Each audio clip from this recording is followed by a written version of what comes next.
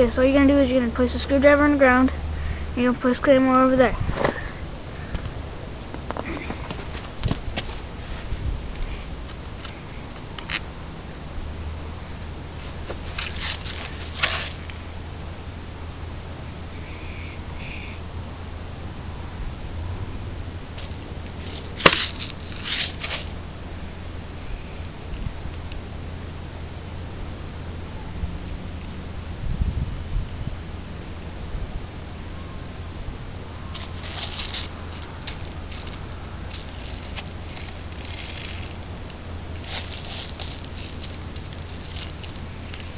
This is with about 15 BBs.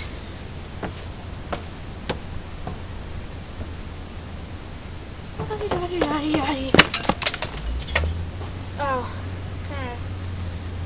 it hurts when you get them in the leg with jeans. I imagine it would hurt if you get them with bare skin. And yeah, so that is the Airsoft Claymore. Thanks for watching.